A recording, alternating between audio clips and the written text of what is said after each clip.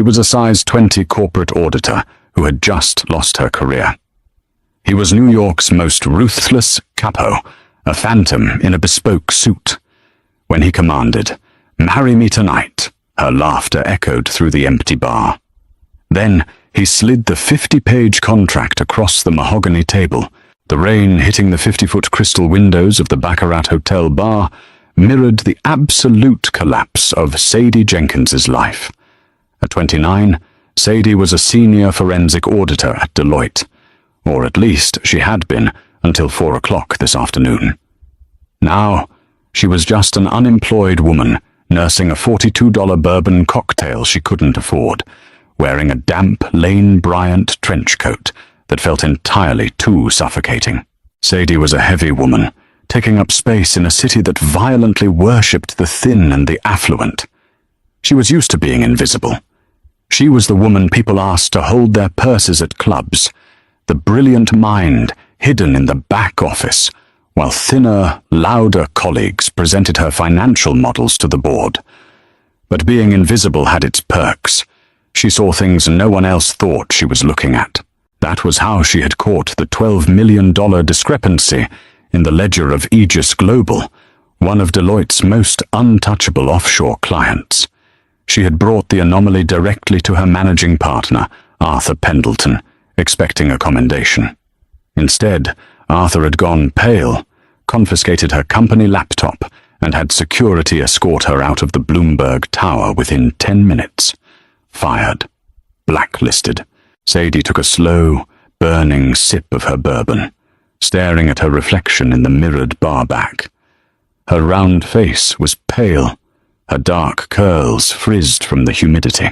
"You're drinking Michter's 20-year-old bourbon, as if it's cheap tap water, Miss Jenkins." The voice was a low, resonant baritone that sent an involuntary shiver down Sadie's spine. She turned her head. The man sliding onto the plush velvet stool next to her did not belong in the modern world. He looked like an apex predator poured into a charcoal Brioni suit. He had sharp, aristocratic cheekbones, midnight dark eyes that absorbed the dim chandelier light, and a jawline that looked like it could cut glass. A platinum Patek Philippe Nautilus peeked from beneath his tailored cuff. He exuded an aura of such absolute, terrifying authority that the bartender immediately retreated to the far end of the counter. "Do I know you?" Sadie asked, her defensive instincts flaring. She shifted her weight, hyper-aware of how much of the stool she occupied compared to his lean, broad-shouldered frame. "Not personally, but I know you, Sadie," the man said smoothly. He signaled the bartender with a subtle flick of 2 fingers. "I know you prefer a venti flat, white at 7:15 every morning. I know your mother is in a memory care facility in White Plains that costs $8,000 a month. And I know Arthur Pendleton fired you exactly 4 hours and 12 minutes ago." Sadie's blood ran cold. The alcohol evaporated from her system. "Are you from Aegis Global? Did Arthur send you to intimidate me? Because I swear I haven't made copies of those ledgers. Arthur Pendleton is a dying man. He just doesn't know it yet," the stranger interrupted, his tone chillingly indifferent. He accepted a glass of neat whiskey from the trembling bartender. "I am not from Aegis Global, Sadie. I own Aegis Global, among other things." Sadie's breath hitched. She had dug deep enough into the shell corporations to see the rumors. Aegis wasn't just a hedge fund. It was the pristine, sterilized laundry machine for the Costa crime syndicate. "You're Lorenzo Costa," she whispered, her heart hammering against her ribs. The capo, the undisputed head of the largest organized crime family on the eastern seaboard. A man whose enemies routinely vanished into the concrete foundations of Hudson Yards. "I am," Lorenzo agreed. He turned his body fully toward her. His gaze didn't flick away in disgust, nor did it hold the patronizing pity she usually received from men who looked like GQ cover models. He looked at her the way a general looks at a map. "And I have a proposition for you. Marry me tonight. For 3 agonizing seconds, Sadie just stared at him. And then a sound erupted from her chest. It started as a scoff and built into full, chest-heaving laughter. It was a loud, bitter, genuine laugh that echoed off the baccarat crystal. Lorenzo Costa did not blink. He just waited. "Oh, God," Sadie gasped, wiping a tear of hysteria from the corner of her eye. She pointed a trembling finger at her own chest. "Is this a dare? Did some of your mob buddies bet you $1 million you couldn't get the fat, unemployed auditor to the altar? Where are the cameras?" "There are no cameras," Lorenzo said, his voice dropping a dangerous octave. "And I do not make wagers I have already won. Men who look like you do not ask women who look like me to marry them, Mr. Costa, not unless there's a sick punchline." Sadie gripped her purse, suddenly furious. The humiliation burned hotter than the bourbon. "I'm a size 20. I shop at Torrid, not Prada. I spend my weekends doing jigsaw puzzles, not doing cocaine on yachts. So whatever this sick game is, I'm not playing." She slid off the stool, intending to walk out into the storm. Lorenzo didn't reach for her. He didn't have to. He simply reached into his breast pocket and withdrew a thick, legal-sized dossier, dropping it onto the mahogany bar with a heavy thud. "You aren't playing a game, Sadie. You are currently fighting for your life. Sit down and read." The absolute command in his voice bypassed her rational brain. Her knees felt weak. Reluctantly, Sadie sat back down. She pulled the dossier toward her and flipped open the heavy leather cover. The first page bore the unmistakable, embossed watermark of Skadden, Arps, Slate, Mager and Flom, one of the most ruthless corporate law firms in Manhattan. But it wasn't the letterhead that made Sadie's stomach drop. It was the document underneath it. It was a draft of a federal indictment from the Southern District of New York. United States versus Sadie Jenkins. Charges: wire fraud, embezzlement, and conspiracy to defraud a financial institution. "What is this?" she choked out, her eyes scanning the terrifying legal jargon. "Arthur Pendleton is a coward, but he is a resourceful one," Lorenzo murmured, sipping his whiskey. "When you found the $12 million missing from my accounts, Arthur panicked. He stole that money to cover his own disastrous cryptocurrency margins. But instead of confessing, he spent the last 4 hours doctoring the digital footprint. He used your login credentials, Sadie. He routed the funds through your terminal. The FBI is currently drafting the official warrant. By 8 a.m. tomorrow, they will raid your apartment in Astoria." Sadie felt the room spin. "I can prove it wasn't me. The metadata has been scrubbed by professionals far more expensive than you can afford," Lorenzo cut in smoothly. "You will go to Danbury Federal Prison for 20 years. Your mother's care facility will evict her within 30 days when your accounts are frozen. That is your reality, Sadie. Unless you turn to the next page." With trembling fingers, Sadie flipped the page. It was a promissory note, dated 3 years ago. The signature at the bottom was a messy, frantic scrawl that she recognized instantly. Her father's signature. Principal amount, $4,200,000. Creditor, the Costa Holding Group. "My father died of a heart attack 2 years ago," Sadie whispered, her vision blurring. She had known her father had gambling issues, but she thought it was just thousands, not millions. "Your father died owing my family over $4 million, Lorenzo corrected, leaning in. The scent of bergamot, expensive leather, and cold rain washed over her. "In my world, debt does not die with the debtor. It passes to the blood.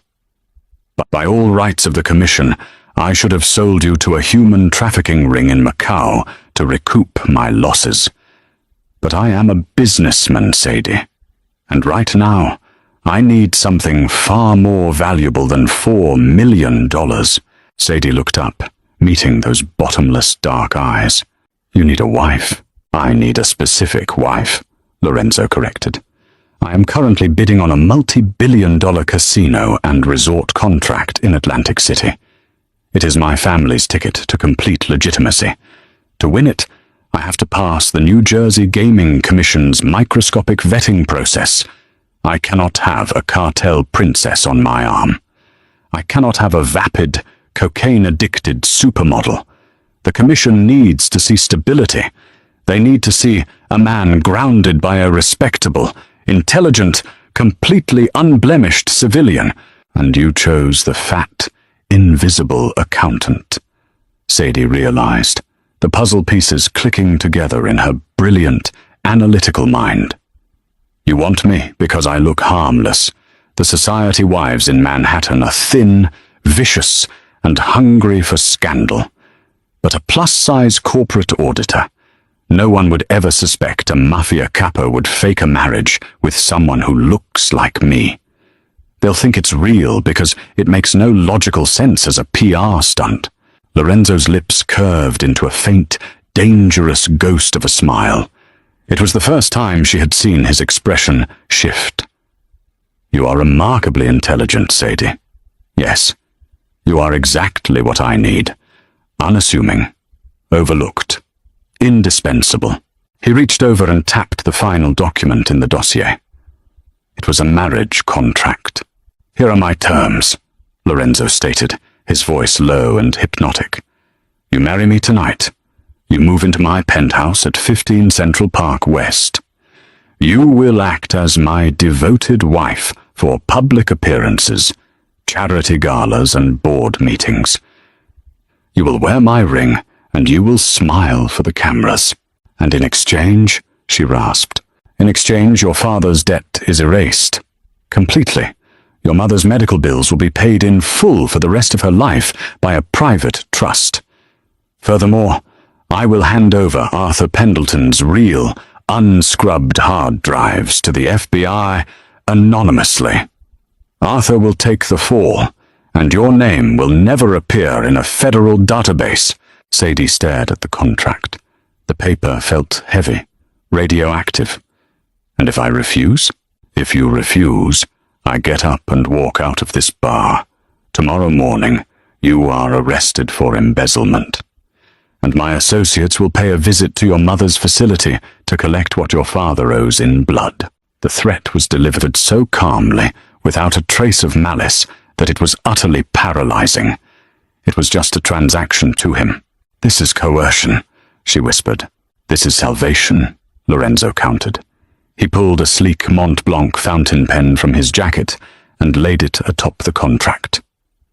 The marriage will be legally binding. It will be a real union in the eyes of the law. But understand this, Sadie. If you try to run, if you try to go to the police, the protection dissolves. The FBI gets the doctored files, and you take the fall. Sadie looked from the pen to Lorenzo. Her entire life had been governed by rules, gap standards, tax codes, societal expectations that told her to shrink herself, to apologize for taking up space, to keep her head down. And what had playing by the rules gotten her, framed by her boss, drowning in her father's secret sins, and alone in a bar on a Tuesday? She picked up the Mont Blanc pen. It was heavy, perfectly balanced. Are there rules? She asked, her voice steadying. If she was going to sell her soul to the devil, she was going to negotiate.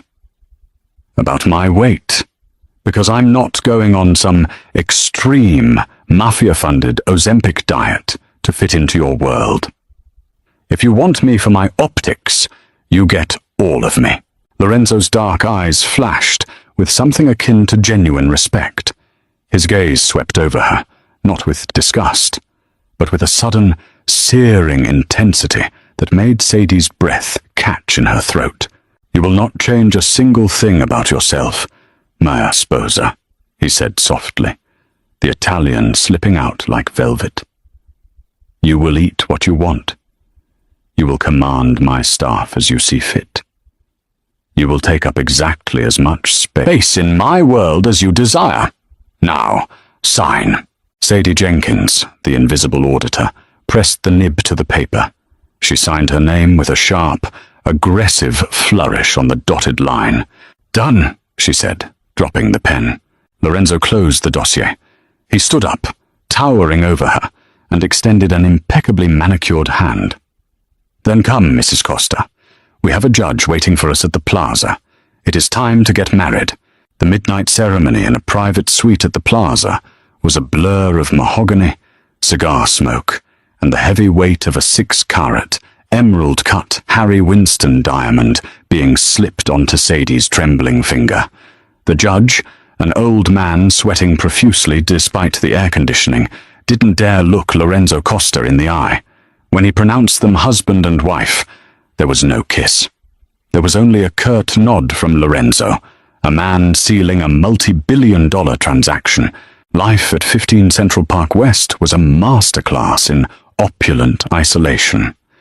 Lorenzo's penthouse spanned 2 floors, a sprawling fortress of floor-to-ceiling bulletproof glass, dark Italian marble, and security personnel who moved like silent phantoms. Her closet had been stocked overnight by personal shoppers, racks of custom Oscar de la Renta, Marina Rinaldi, and bespoke silk loungewear, all meticulously tailored to her size 20 frame. For the first week, they lived like polite strangers sharing a luxury hotel. Lorenzo left before dawn for meetings in windowless rooms in Little Italy and returned long after midnight. Sadie, restless and stripped of her 80-hour work weeks, found herself adrift. She spent hours visiting her mother in White Plains, arriving in a chauffeured Maybach with 2 armed guards, reveling in the fact that the facility's director now treated her like royalty. But Sadie Jenkins was not built for a life of idle luxury. She was a forensic auditor. Her brain craved data, anomalies, the thrill of untangling a financial knot. On the 8th night, the silence of their arrangement shattered. It was the evening of the Robin Hood Foundation benefit at the Javits Center, a massive charity gala crawling with Manhattan's elite, politicians, and the New Jersey Gaming Commission officials Lorenzo needed to woo. Sadie wore a custom, deep emerald velvet gown that hugged her curves and pooled at her feet, her dark hair swept up in an intricate twist. When she descended the glass staircase of the penthouse, Lorenzo was waiting in the foyer, adjusting his Tom Ford bow tie. He stopped, his dark eyes locked onto her, tracing the line of her throat, the swell of her hips, the unapologetic presence she commanded. "You look..." Lorenzo paused, the gravel in his voice thickening. "Formidable, Mrs. Costa." "I look like a woman who is about to earn her keep," Sadie replied, her chin tilting up. The gala was a viper's nest of flashing cameras and whispered judgments. When Lorenzo guided her by the small of her back into the grand ballroom, the silence was palpable. The society wives, a sea of size 2 women subsisting on kale and Pilates, stared at Sadie with thinly veiled shock. Sadie kept her shoulders back, channeling the cold authority of her husband. But the real threat wasn't the civilians. It was Lorenzo's inner circle. Halfway through the evening, while Lorenzo was cornered by a state senator, a woman approached Sadie's table. It was Camilla Costa, Lorenzo's cousin, a razor-thin, terrifyingly elegant woman draped in Chanel who ran the family's underground gambling rings. "So you're the accountant," Camilla purred, her eyes raking over Sadie's body with absolute disdain. "I told Lorenzo he was taking this civilian masquerade too far. I suppose it's a brilliant disguise. No one would ever suspect the capo of the Costa family would actually touch a woman who looks like she ate his last 3 mistresses." A few of the surrounding mob wives tittered behind their champagne flutes. Sadie felt a familiar, hot sting of humiliation prick her eyes. Her entire life, she had been the punchline. But she wasn't Sadie Jenkins anymore. She was Sadie Costa, and she was holding a multi-million-dollar trump card. Sadie set her crystal glass down on the tablecloth. She didn't shrink. She leaned in, letting her physical presence dominate the space between them. "Camilla, isn't it?" Sadie asked, her voice calm and carrying perfectly over the string quartet. "I've been reviewing the family's offshore holdings to cure my boredom." Fascinating reading. Specifically, the discrepancies in the Cayman shell companies routing profits from your Staten Island tables. You're skimming 8% off the top, misclassifying it as equipment depreciation, a rookie layering technique. If I were you, I'd worry less about my waistline and more about what happens when Lorenzo finds out you've stolen $3 million from him in the last fiscal year. Camilla's perfectly contoured face drained of all color. The smug smile vanished, replaced by stark, naked terror. Before Camilla could stammer a reply, a heavy, warm hand settled onto Sadie's bare shoulder. Lorenzo had returned. The air temperature in their radius seemed to drop 10 degrees. "Is there a problem here, Camilla?" Lorenzo asked, his voice soft and lethal. No, Lorenzo," Camilla choked out, taking a panicked step back. "We were just admiring your wife's dress." "Leave," Lorenzo commanded. Camilla practically fled the ballroom. Lorenzo looked down at Sadie, his thumb lightly stroking the bare skin of her shoulder. "Did she insult you?" "She tried," Sadie said, her heart hammering against her ribs. "She failed. But we need to talk about your ledgers, Lorenzo. Your organization is bleeding, and it isn't just your cousin." A slow, feral smile spread across the capo's face. "I think, Umia Mowgli, it is time I showed you the real books." By their second month of marriage, the dynamic in the penthouse had entirely shifted. Sadie was no longer just a prop for the New Jersey Gaming Commission. She was the architect of Lorenzo's financial empire. Lorenzo had given her unrestricted access to the Costa family's private servers. Every night, after the staff had gone to sleep, they sat together at the massive oak dining table, surrounded by stacks of encrypted drives and financial reports. They drank expensive Barolo, and Sadie did what she did best. She hunted. She discovered that Camilla's skimming was just a symptom of a much larger disease. Someone high up in the Costa organization was feeding financial vulnerabilities to the Falcone family, the Costa's blood rivals in Brooklyn. The mole was using complex cryptocurrency, tumbling to hide the payoffs. "Look at these timestamps," Sadie said. "One rainy Thursday night at 2:00 a.m., pointing a pen at her glowing iPad screen. She was wearing silk pajamas, her reading glasses perched on her nose. "Every time a payment is routed to this anonymous blockchain wallet, it happens exactly 12 minutes after your weekly capos meeting in the Bronx concludes. The IP address pings off a cell tower in Tribeca." "Who lives in Tribeca, Lorenzo?" Lorenzo stared at the screen, a muscle ticking in his jaw. His eyes were cold, hollow voids. "Matteo. Matteo was his underboss, his right-hand man for 15 years. "Are you absolutely certain, Sadie?" Lorenzo asked quietly. "I tracked the blockchain ledger back to a fiat off-ramp, tied to a shell company registered in Delaware," Sadie explained, pulling up the incorporation documents. "The managing director of that shell is listed as M. Vitiello, Matteo's mother's maiden name. I'm positive." Lorenzo didn't shout. He didn't break anything. He simply closed the iPad, walked around the table, and pulled Sadie to her feet. He framed her face with his large, calloused hands, his thumbs tracing her cheekbones. "You just saved my life, Sadie," he murmured, the raw intensity in his gaze making her breath hitch. "The Falcones were using that financial data to squeeze my union contacts. If Matteo had continued, they would have had enough leverage to start a war we couldn't win." "What are you going to do?" she whispered. "What I must," Lorenzo said. He leaned down, pressing his lips to her forehead, a lingering, branding kiss that sent heat pooling in her stomach. "Stay in the penthouse tomorrow. Do not let anyone in unless they are my personal guard. The next 24 hours were agonizing. Sadie paced the length of the Central Park West penthouse, her anxiety spiking with every passing hour. She watched the news, waiting for reports of violence. At 6 p.m., her phone buzzed with an alert from the New York Times. Breaking. Senior partner at Deloitte. Arrested in massive offshore embezzlement ring. Arthur Pendleton had been raided by the FBI at dawn. The unscrubbed hard drives Lorenzo promised had been delivered. Arthur was going away for a very, very long time. Sadie was entirely safe. At 9 p.m., the penthouse doors finally opened. Lorenzo walked in. He looked exhausted, his tie discarded.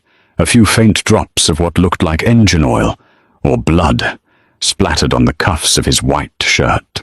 He didn't go to the bar.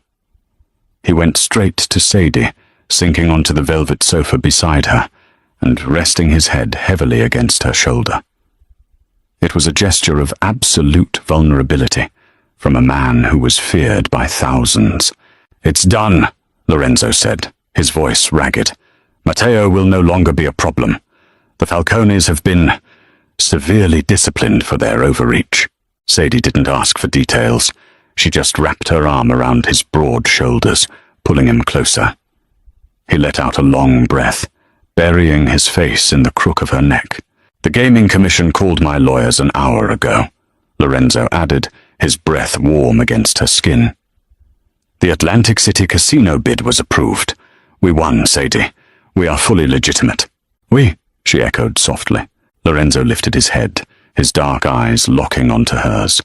The barrier of their business arrangement was entirely gone, replaced by a burning, undeniable hunger. "Yes, we," he said fiercely. "I bought a wife to save my empire. I didn't know I was marrying the only woman who could truly rule it beside me." He reached out, his hand sliding into her thick, dark hair.